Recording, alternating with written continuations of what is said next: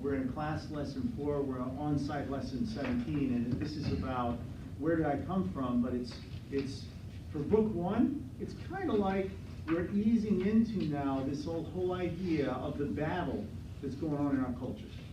Remember we talked about the battle in the culture, we said, hey, we've already gone through postmodernism, we've gone through modernism, we've gone through the Judeo-Christian worldview, but this battle we're talking about now is the beginning. In this particular lesson, it's to warm you up for book 2.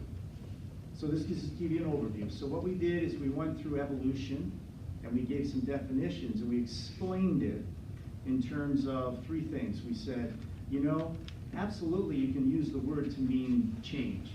And then the example I gave is I could say, over the last 10 years I've evolved as a baseball player. I've gotten better and better, right? That's fine. You can talk about microevolution. We talked about that variation you see within a species, which you definitely see. That makes sense. They tagged it. It's been tagged by evolutionists as microevolution, which is unfortunate because it's not evolution. It's pure genetic variability that's built into the genes, built into your DNA to allow a certain amount of variability.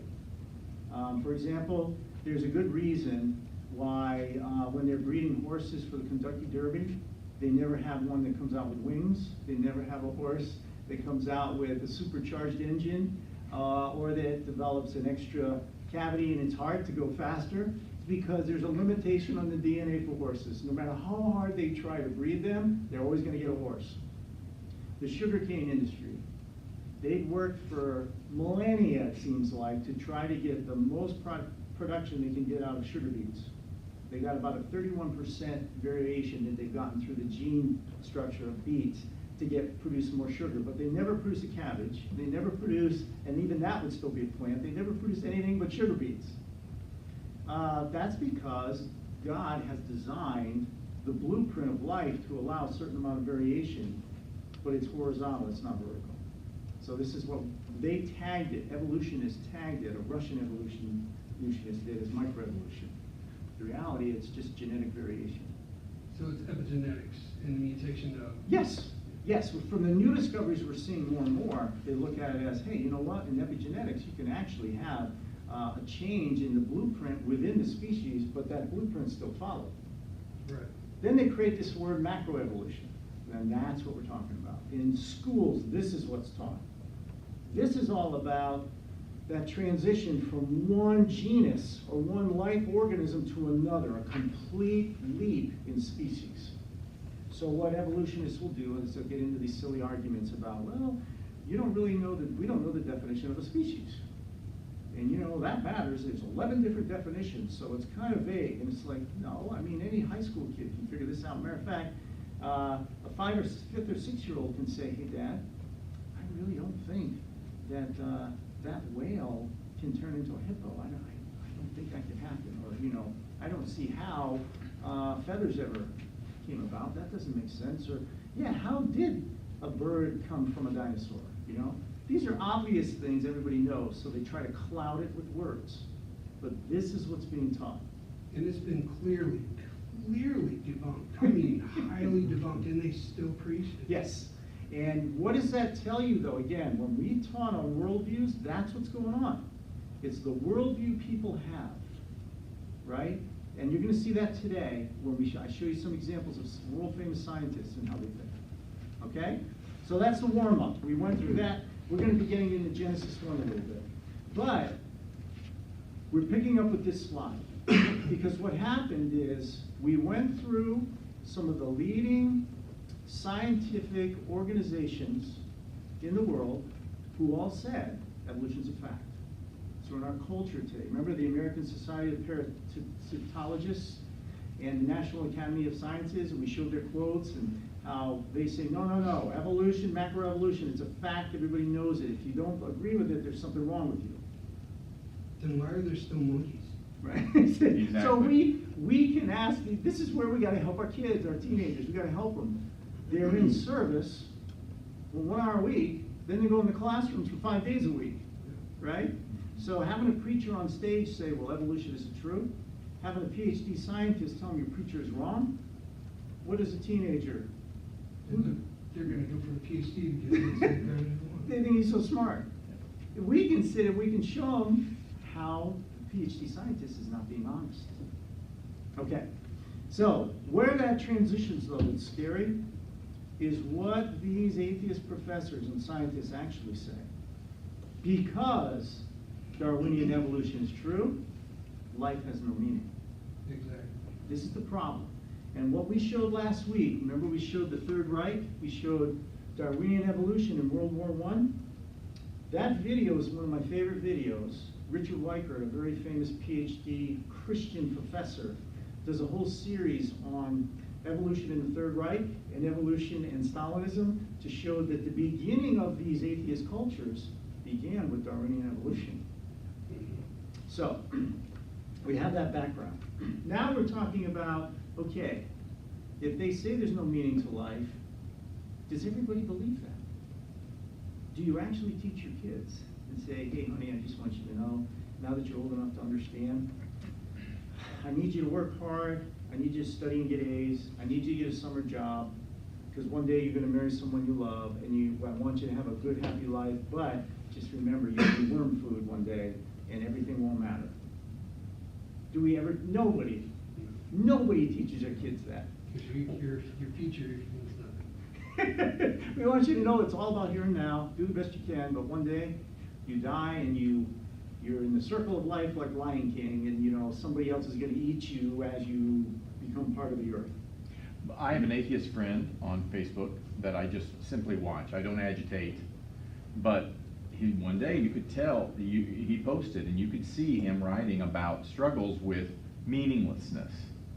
And he was really, it was a moment of, like, honesty. And he was dealing with meaninglessness. Right. And I didn't want to say anything, because all I would do is inflame the whole deal. But then later, you could see him convincing himself not to worry about it. Right. And this is, by the way, the logical conclusion of a life without God. Of course, that makes total sense. I would think life is meaningless if I had no transcendency beyond this earth. I agree. It would be weird, and this is why I have debates with non-believers. How on earth can you think there's ultimate meaning if you know you don't believe there's anything beyond the material world? What they do, again, it's semantics, it's words. Well, what does ultimate meaning mean to you? I go, come on, man, just stop and think a minute. Jamal Charles, I saw him on TV once. I thought it was really interesting. Towards the end of his career, he's still playing now, actually, as a backup, but he would say, who I am, they asked him, what is the purpose of your life, and what do you want to be remembered for? He said, I want to be a Hall of Fame running back and one of the greatest running backs of all time. Great, I get it. That's not ultimate meaning. That's meaning as a football player. That is a football player. Okay, now, you're done with football. Okay, what do you want to be? What's the ultimate meaning of your life? I want to have a bronze statue of my head in Akron, Ohio, or in the Hall of Fame in Ohio. Where is it? Compton, Ohio, with my name on it. Really? That's your ultimate meaning? Right? That's not it. So what is it? Well, most atheists tell me, I want to leave a legacy for my kids. It's like, okay, what does that mean? Or I want to make the world a better place for those who follow it. Right. So in other words, your goal is to try to make the world a better place. Then the switch is off and you're worm food. And you're okay with that. But it has no concept, it has no substance behind the actual phrase at all. Right. I mean, nothing. No, because our hearts aren't designed that way. That is not what people are. Fred Turk gave this example, I won't interrupt anymore, but this is so deep that it just pierced my soul, and many others, you could hear the gasp in the crowd. But a guy, his daughter, he didn't listen to, in a nutshell, she basically came up and told her dad, so Uncle Joey's touching me, this and that. He didn't listen to it, and the kids were in seminary. One of them was Christian believing family. Once this came out and he actually found out it's true, the kid left immediately, and he basically, they all turned atheists. So his 2-page question to Turek, he couldn't even read, so Turek went down, grabbed it, and in his response, kind of after his rebuttal to everything, Turek says, So you basically, you want justice, right, on earth, right? And this girl was so tragic, traumatized that she couldn't go to court, so he's giving no justice on earth. And he says, well, if you don't believe in God, as much as I hate to say this, you won't get justice anywhere else either. This guy won't go to prison here, and nothing will happen to him out there. Right. And it was like, wow, that. Yeah, and this is exactly what's his name says, Dawkins, right? In a world where there's no God, there's just, and then he says, and there's no good, there's no evil, and DNA just is, and we dance to its music. So the things that happen are not based on moral rightness or wrongness, they just happen. So why would you think there'd be any justice? Because the world is merely operating according to a materialistic world, which is what you'd expect. Which means that your opinion's no better or worse than mine. That's Your right. opinion's better than So face up to it. At least Dawkins is hitting you in the face with it, and Turk just did the same thing. And what Turk is really saying, think a minute. Yeah. Does that really make sense? So let's look at a couple of guys, famous philosophers, what they said about the meaning of life. So the first thing I ask kids all the time is, why get up in the morning? What's the purpose of getting up in the morning? Have you ever thought about your purpose, your end game, right? So here's Tolstoy. What page are you on, sorry? That's okay. This would be, if I look in book 1, this is after the gospel, which I'm turning, page 55, 61. I'm close to 65 where I. Let's see if I can find it. And I apologize if I didn't. I'm actually wondering if I have this in here. I might not even have the section. I have added some slides. And this particular one. I think that's on your video. Oh, this would be, I would go to page 60, where I'm talking about the difference in whether you believe in Darwinian evolution or creation. Here in the videos, they're a little different because I'm pulling in more direct information, but this is helping when we talk about Hitler and Stalin, this whole idea, and then it gives you really what I think is pretty awesome, 10 lies in promoting evolution that go through these kind of questions. So here's Tolstoy. Now, here's what he said. My deeds, whatever they may be, will be forgotten sooner or later, and I myself will be no more. Why then do anything? I then could not attach a rational meaning to a single act of my entire life. The only thing that amazed me was how I had failed to realize this from the very beginning. How could anyone fail to see this? That's what's amazing. So in other words, what he's saying is, everything I do in life that I think is this great accomplishment, it all gets forgotten. Nobody cares. Nobody's going to remember this stuff. And so I couldn't really attach any meaning to the stuff I'm doing, since it's all going to be forgotten and it won't really make any impact on the world. So how in all my accomplishments and living my lifestyle, everything's so wonderful, did I fail to see that it all goes away when I die? There's nothing there. Now, Bertrand Russell, he's an interesting guy. Now, he's one of the most famous historical atheists, atheist professor. Here's what he wrote. We are the product of causes that had no provision of the end they were achieving. That is the origin of our growth, our hopes and fears, our loves and beliefs. They're all but the outcomes of accidental collocation of atoms. All of our labors, all of our devotion, all of our geniuses are destined to the extinction in the vast death of the solar system. Now here's the solution. Only within the scaffolding of these truths, only within the firm foundation of unyielding despair, can the soul's habitation be safely built. So he's literally trying to convince you that in that deep despair of the realization that your life is nothing, accounts for nothing, and it's a random accident, you can build a safe haven for your soul. This is the nonsense that's being taught, and people look at that, everyone who looks at that thinks, That makes absolutely no sense. This is a guy who won the Nobel Prize.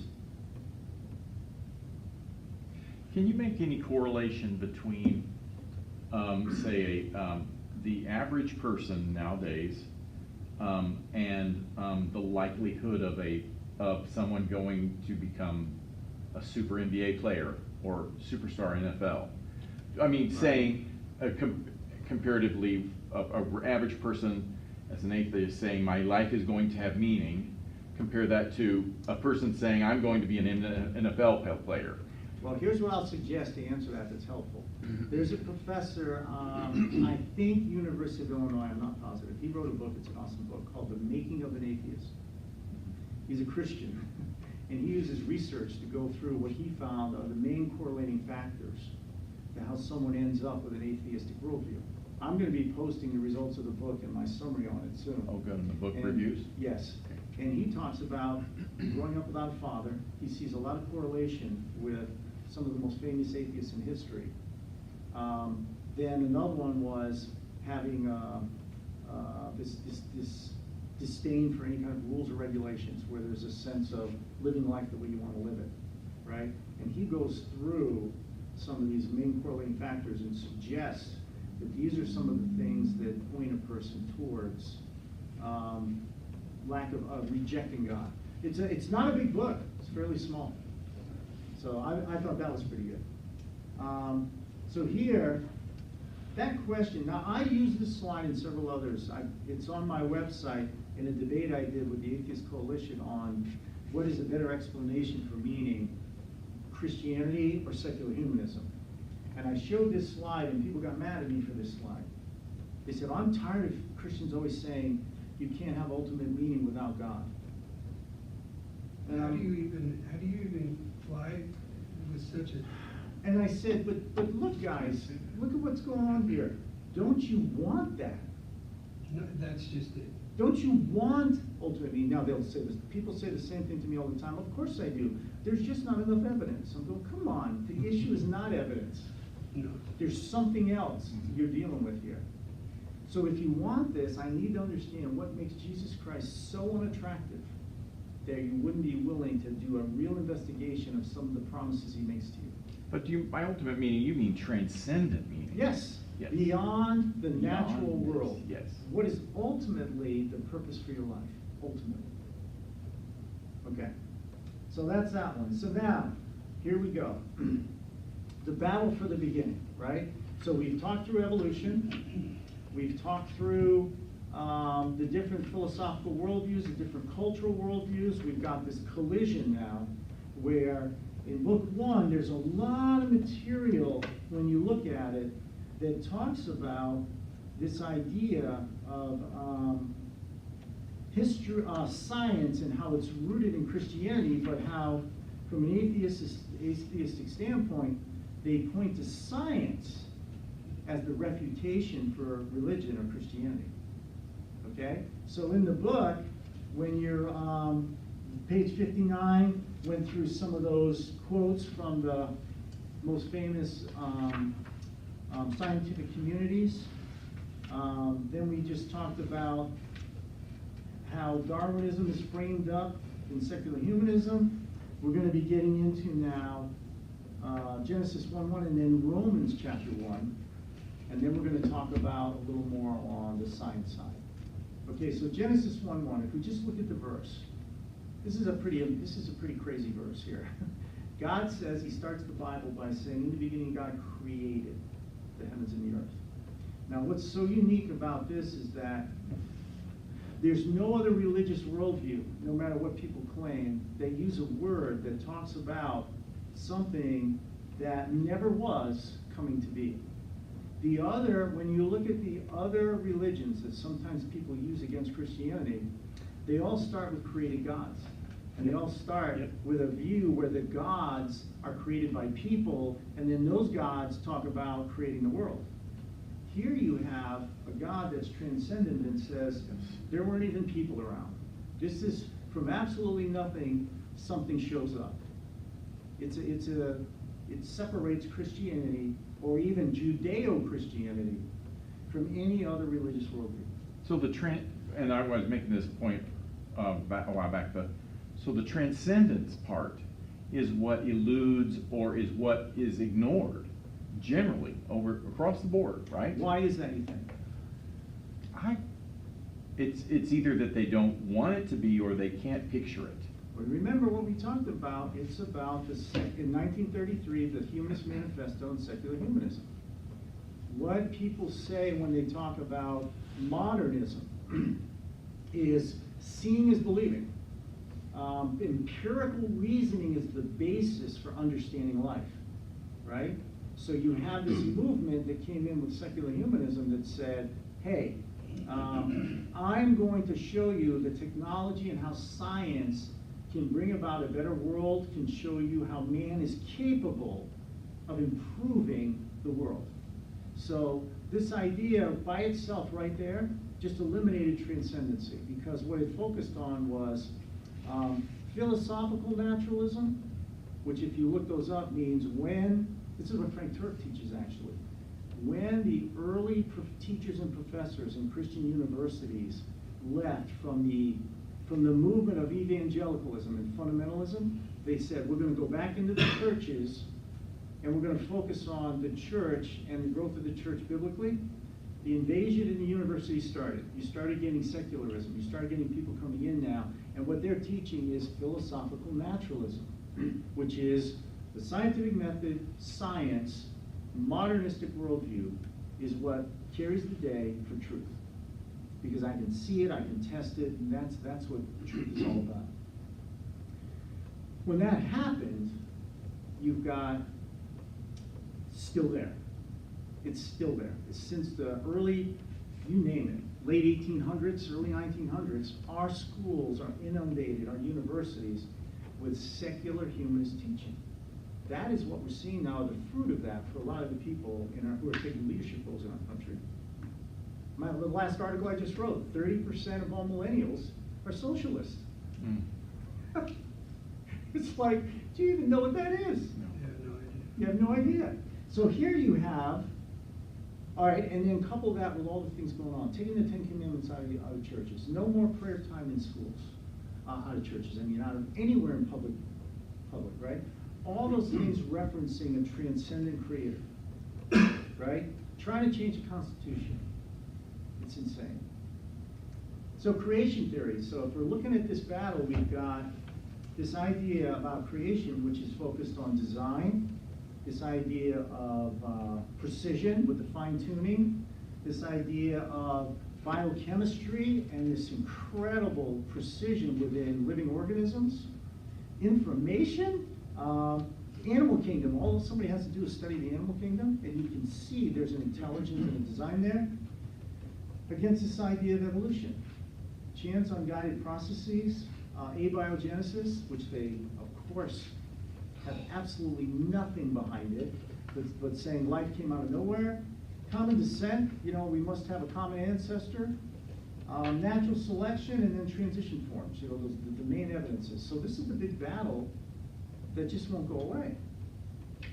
So, that Genesis 1:1 tells us everything. And by the way, sometimes I kid, this is what's so annoying about God. Because he just says it, and he expects you to believe him.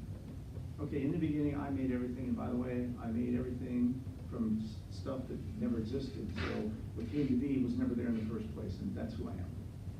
And we're like, God, tell me a little more, explain to me. No, you don't need any more. This is who I am, just trust me, And people are like, well, that's not enough for me. He goes, well, what else do you want? And then he gives us more. But he just says it. He cracks me up the way God does this stuff. Look at Romans chapter 1. Right now, here's Paul. Paul, I think, does a really good job helping us understand why God gets so angry to the point of the word wrath, where he is fuming at people. It's not because they don't believe. That's not it at all. Because he's designed a system that allows people to choose. Here's what he says in Romans 1. And first of all, I get this all the time. Oh, come on now. Why doesn't he just appear? Well, actually, he did, first of all. But people are always saying that. Well, if he just showed up, I believe. Well, how many times? I mean, how many times do you want him to show up? And we know that's not true. I mean, gosh. I know. Right? So here, let's look at this verse. This verse is awesome. The wrath of God is revealed from heaven against all ungodliness and unrighteousness of men. So I'm on page 63 in the book. Who suppress. Now he defines where God's wrath really is. Right?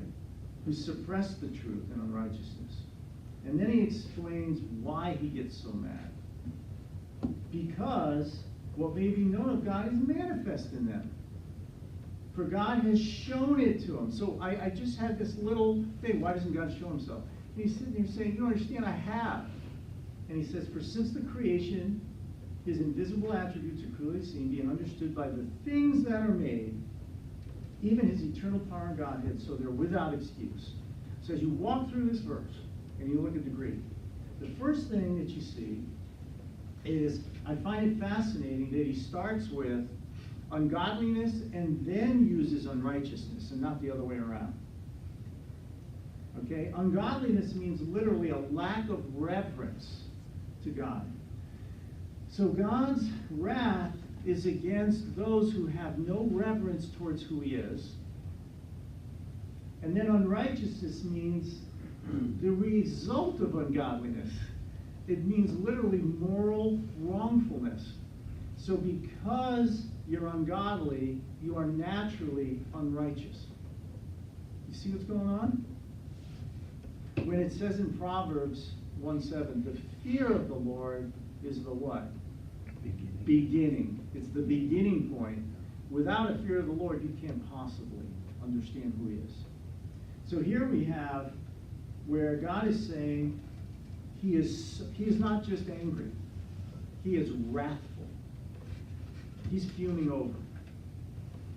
Now, suppress is interesting. It means to oppose. So the people he's so angry with is the ones who are ungodly and unrighteous because they know better and yet they suppress it. People who know the truth but refuse to give both sides. I have no problem with atheists who say to me, you know, Ed, you're bringing up some good points. I get what you're saying, but it's still too hard for me. I just can't get there.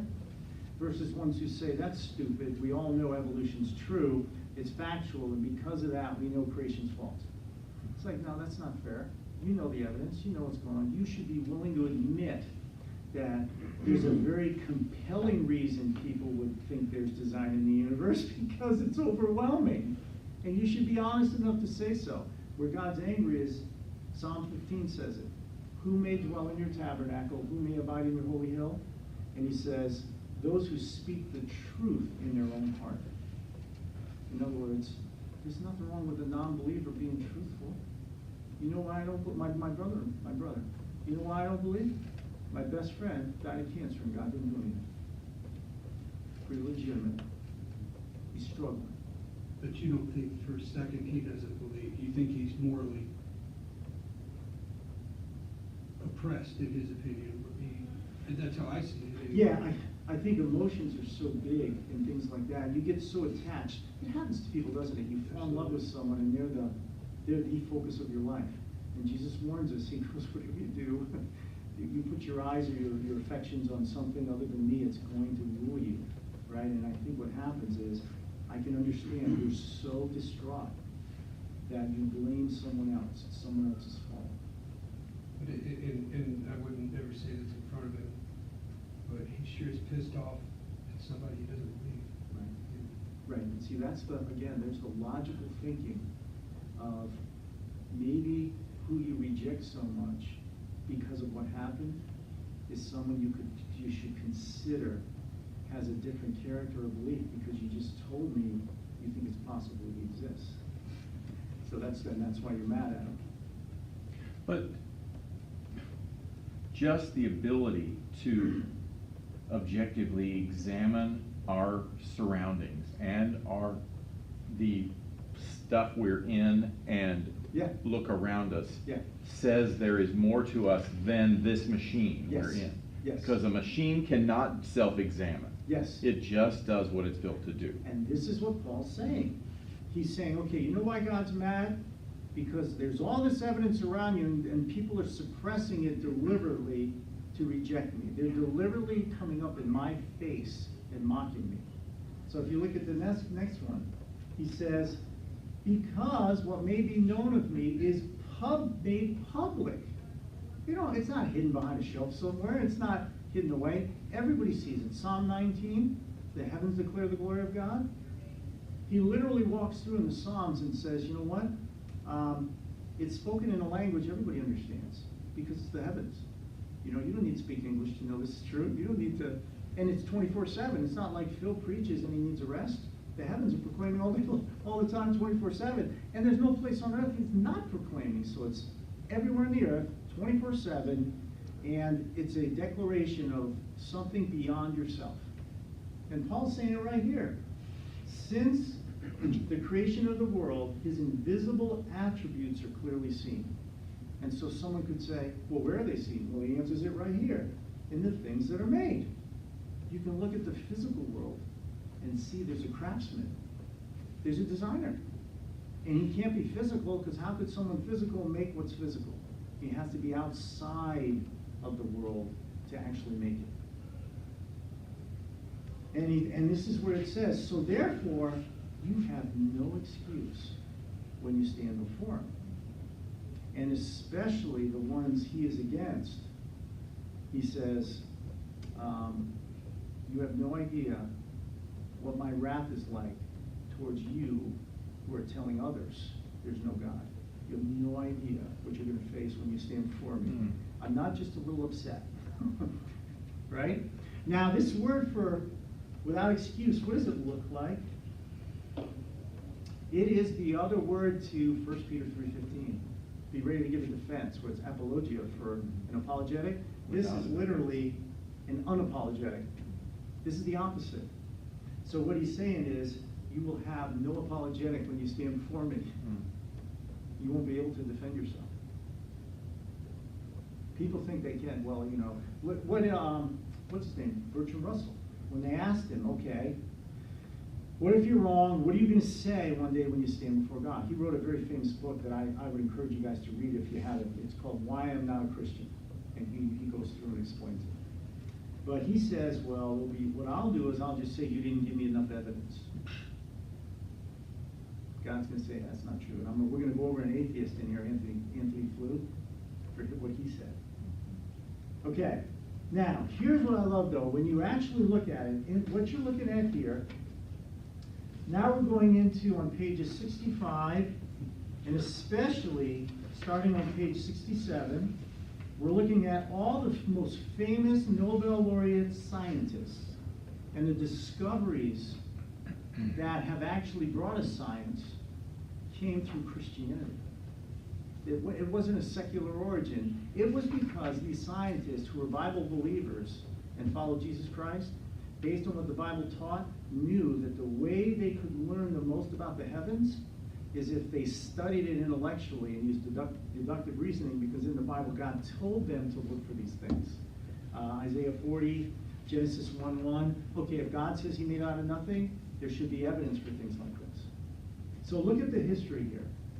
This is on page 70. You start off with Johann Kepler, founder of the laws of planetary motion. In yellow are Christians. These are all the different scientists through history that are founders of the science that we study in our classrooms today. Bernhard Riemann, the founder of Riemannian geometry. He's the one who paved the way for the theory of relativity for Einstein, because he was able to deduce mathematical equations for how the universe operates. You look at Faraday, probably one of the most famous, in Einstein's study, he had pictures of three people that were his idols. It was James Maxwell, Newton, and Faraday. These guys, strong Bible-believing Christians. In the book, I give you a lot of their quotes. You look here, as you move from the 1800s into the 1900s, some of the most famous scientists, John Fleming, the first professor of electrical engineering and founder of the Fleming wave, Max Planck, founder of quantum theory.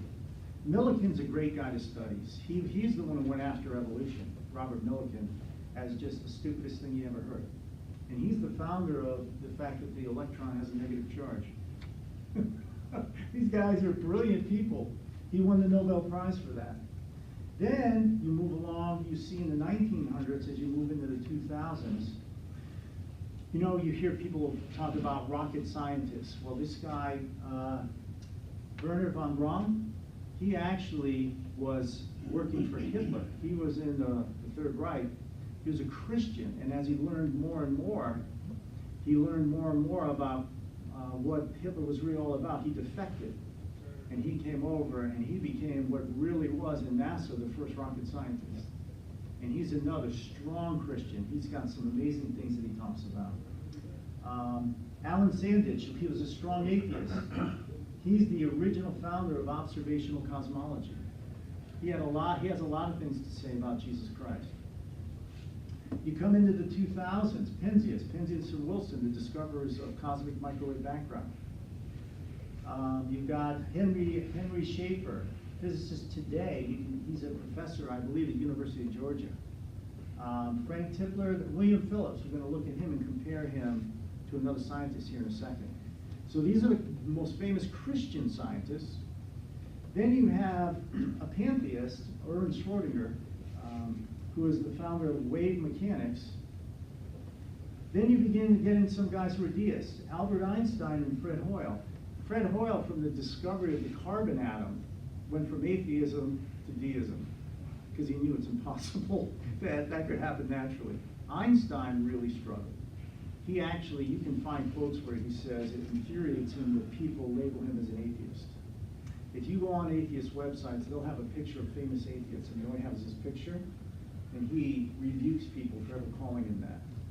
He's more of a deist. He more sees the universe as based on some quote God that put things in place, the laws, and then backed out of it. So he was by no means an atheist. He was Jewish, right? Yes.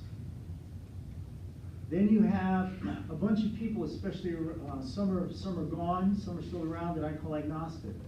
Jastrow, guys, if you can get your hands on his book. I have him on page, see if I can find it kind of quickly here. It is just, it might be in book 2, I'm sorry, where his book is God and the Astronomers. I'm telling you, you wanna read an amazing short book where he goes through the top 20 cosmologists and astrophysicists when the Big Bang was discovered, the evidence for it, and how it threw them all for a loop because it was obvious that now everybody concedes the universe started from nothing.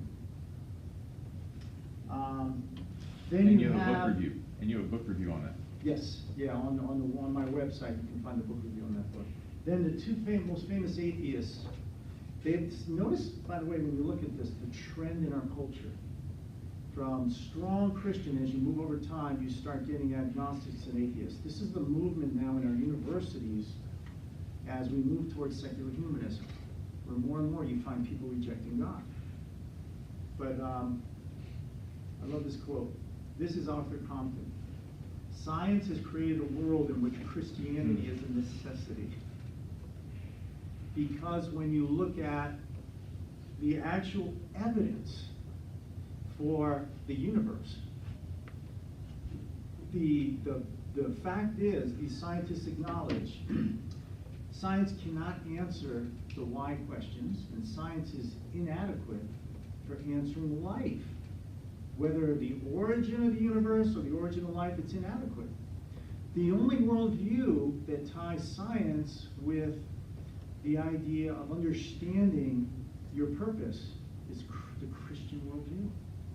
If you go back in this book and examine the 5 major religious worldviews, pantheism, panentheism, atheism, deism, and Christianity, the only one that comes even close to being rational to help explain the universe is Christianity.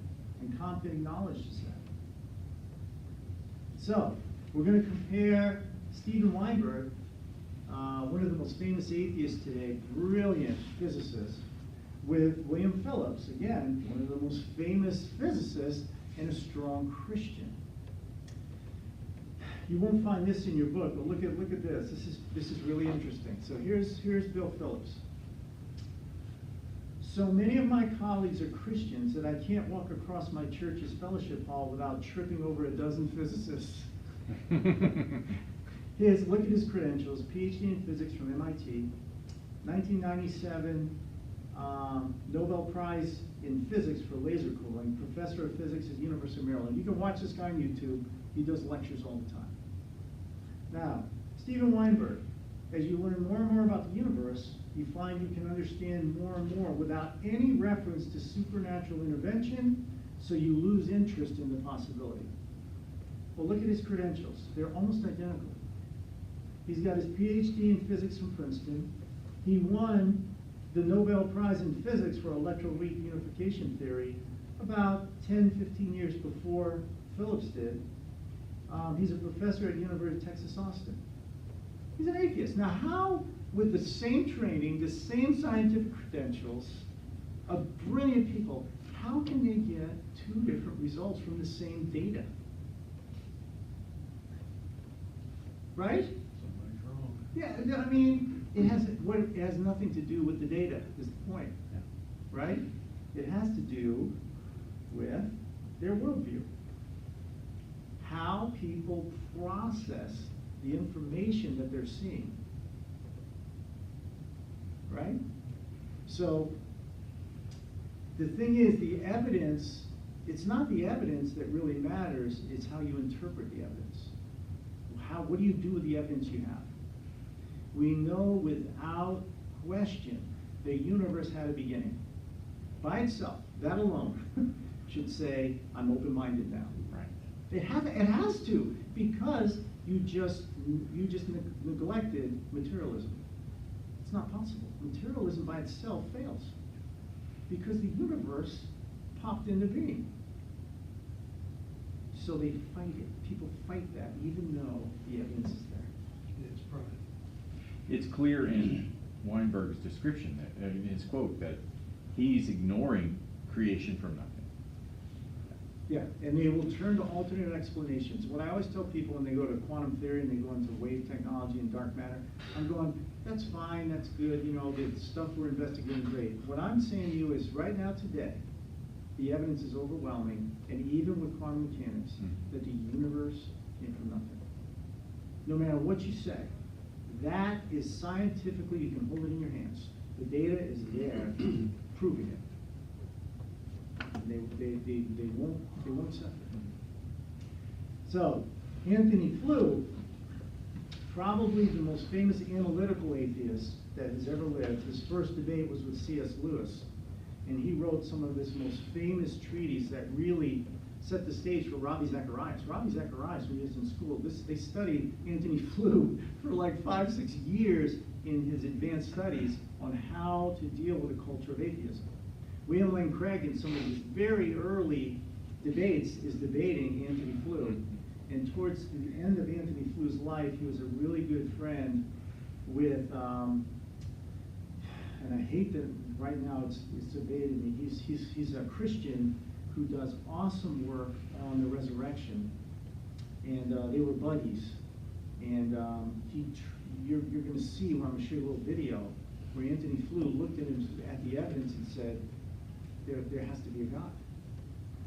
Now, the reason he did it is because he based his scholarship on what he said was having to follow the evidence wherever it leads. That was the basis for his PhD work. Didn't he get shunned? Oh, yeah, hated. And I wrote a book review on this one. It's another small book. You guys would love reading it. I put it out there, and I got attacked like crazy because they said, well, he's just a senile old man who's afraid to die. What's cool is that you see with this guy there was a discipleship involved. Who was it that was? I thought you had implied that. I forgot his name. Yeah. Was there a discipler involved in some sense? Well, no. What it was you can see it online in intellectual debates he has. Okay. Where he literally debates. Where he was Gary close- Habermas. Gary Habermas. Okay. Gary Habermas. Okay. He was buddies. Gary's wife That's- died, and Anthony Flew actually was comforting them. And they do really cool Awesome. couch by couch lectures in University of Veritas forums where they go through the questions on the existence of God together. It's really fascinating. what is cool about that is that Larry Taunton wrote a book called The Faith of Christopher Hitchens, and he had the same relationship with Christopher Hitchens. They would go on long drives together, and Larry Taunton talks about this Hitchens that nobody else knows, and how he actually struggled and thought through things. I just finished watching the debate with Taunton and Hitchens. You can get it on YouTube of them two right before Hitchens died, and didn't sway Christopher at all. So here's Alvin Plantinga, one of my favorite Christian philosophers. He said, you know, this speaks well of the honesty of Flew, because after all these years, he reversed his position. He had 50 years of teaching in universities using analytical atheism.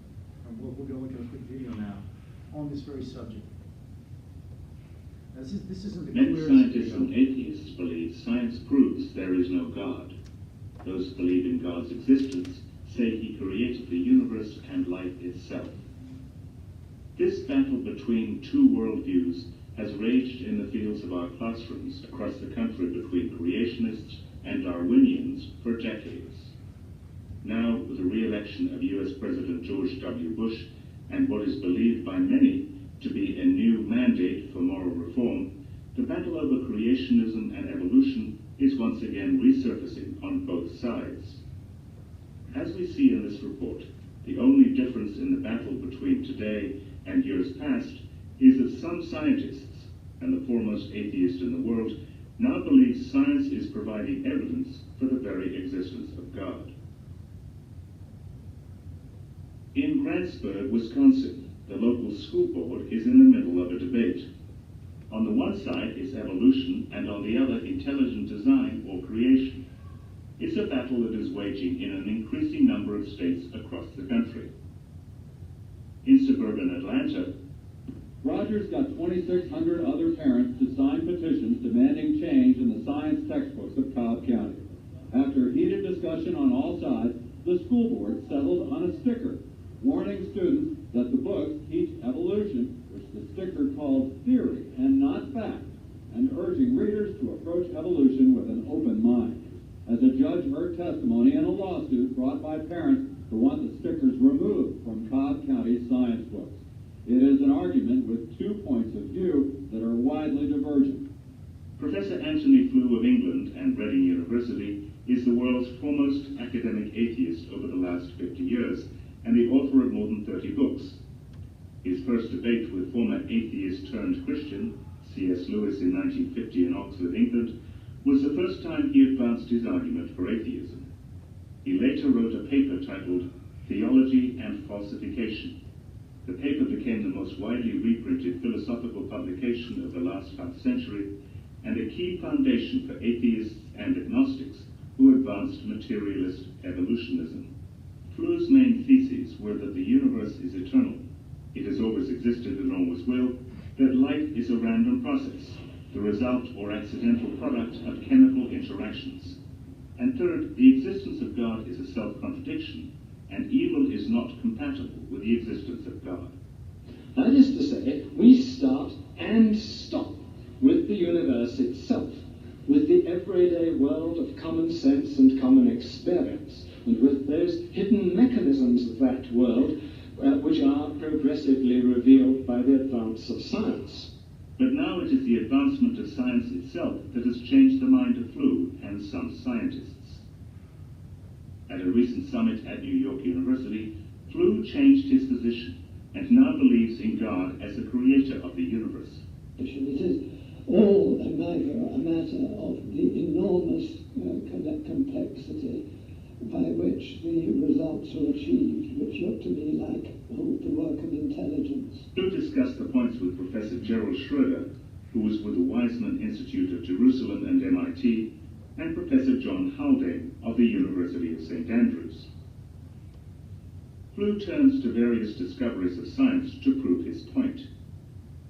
From the fossil records showing the sudden appearance of a fully developed life to the emergence of visual consciousness across the animal kingdom to the basic need for reproduction.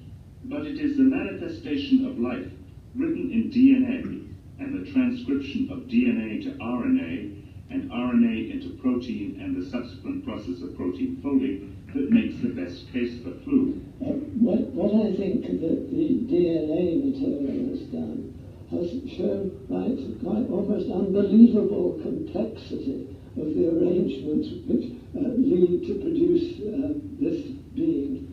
That intelligence must have been involved in getting these extraordinarily diverse elements to work together. As for the battle between evolution versus creation in the classrooms, it seems it may never end, but it may be explained best by re-quoting Flu. Which looked to me like the work of intelligence. Yeah, so this is back to Romans chapter 1. So you'll find, again, there's a book review on site, but page 19 of your book gives you kind of the summary of his book, and it's a small one. I think you guys would like it. So you have really the academic atheists that everyone used to study in Christian universities to help prepare themselves for the culture out there on secular humanism. Now they don't have to study it anymore. They study theology and falsification because of its brilliance on how he presented a case against theology. But now with the evidence, it doesn't stand anymore. Okay, so that's kind of a look at that. We finished now our fourth class. What we're going to do next week, I want to give you a little warm up, even though we're out of time. What lesson did we just finish up? In terms of on site, Yeah. we're through lesson 19. It's I want to show you. This is kind of what I do for a living, and so I've put together a class on this, and we're going to be talking about this next week. And it's all about statistics. So I'm going to be getting into this idea. We're going to start with something that's foundational with taught in schools that I think is really important. And that's the idea of what is science and how do you apply it? Because there's a very good point. You don't want to ever remove the scientific method from teaching it to kids. And the scientific method has nothing to do with God. It's a good method to learn. So here's what it is.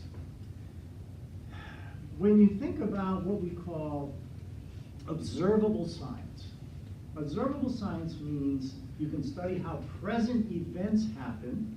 You can study things that are testable, repeatable, and observable. You can collect data during the event, so you have direct evidence. And you can recreate and retest, so you can see if the conclusions you reach are false. This is awesome. Kids need to understand this. This is how we do the scientific method. This is what I do at work for a living. And it looks like this. You start out by saying, okay, I have a problem. I'm going to define it for you. And then you gather data and information and you say, okay, I've gathered all my data on this problem. And then you say, so here's the hypothesis based on the data I've collected. Now here's a typical thing at work. I'll get a senior vice president in charge of billing for a major part of the corporation. Hey, we're having a problem. We've got to get our bill, a clean bill to our client within 15 days so that we can get paid. And this is all about cash flow. You know, if I can't get clean bills to a client, I can't get a repeatable stream of income coming in from the work we do. It gets caught up, there are mistakes, and I'm having trouble. So I have a problem. So I gather all this data and I come back and I say, hey, this is interesting. After studying the data and doing and working with people, the main issue you have is that you have mistakes you're making in 4 cells of a spreadsheet you're entering when you send the bill. It's ambiguous and people are coding it wrong, so there are defects. So when the client gets it, he sends it back. Well, nobody, and he's got to give me $500,000 to go in with a group and fix this. Nobody's going to go, oh, hey, great point, here's $500,000. They're going to say, prove it to me. I need to understand if this is true or not. So I'm going to take the data and I'm going to go ahead and I'm going to present the information that either that triangle or that diamond in black, am I confirming or conflicting with the hypothesis I just made? I made a claim. There's 3 cells in the spreadsheet that when your folks are filling it out at headquarters, they keep making mistakes. So 62% of all the bills that go to the client are wrong, and they send them back. So he says, well, prove it. So I go get the data. I looked at it the last 6 months. I've got 10,000 claims spread across 7 different headquarters around the country, and this is what they're doing. And you can see, 93% of the mistakes are in these 3 cells. So if we fix this, that would fix it. We'd be within 15 days. If my data doesn't confirm my hypothesis, do you think he's going to give me the money? Heck no. He's going to say, it conflicts. Go back to the drawing board. Give me some evidence that it's worth me investing $500,000 to fix this. Right? So then I present the theory. If my data confirms it, do the observations then. We go ahead and fix the 3 cells, and we run tests with the improvements made. Is it working? Are the bills getting to the client clean? And they're coming back within 15 days. If it is, they say, whoa, so the improvements you made worked? Okay, so now we're going to do a peer review. I get a group of people. They look at what I did. They look at the improvements. We create a document for training. Say from now on, we're going to make sure people follow this. And they go ahead and they accept it as fact. And you get a check. That, I get nothing. But that's scientific method, right? Now notice, it has to be observable. So remember, the mistakes that were made are past events. Nobody saw it. I'm using data from past events. So in order to use the scientific method, I have to fix it and observe it now. So I'm making these changes using past events. So there's a chance I'm wrong. That's why it's a hypothesis. When I make the changes, now I can observe it and say, I sent the bill at 3 o'clock. They should get the bill because it's electronic by 3:10. I can call and work out with my client. Here they come. Is this right? They come back and say, yes, it worked. And I can do this over and over and say, wow, okay, I've done now 100 bills, and in this small sample it's working. Do we trust the results because I'm observing it? Make sense so far? That's applying the method. The problem we have is there's another side of this. There's what we call historical science.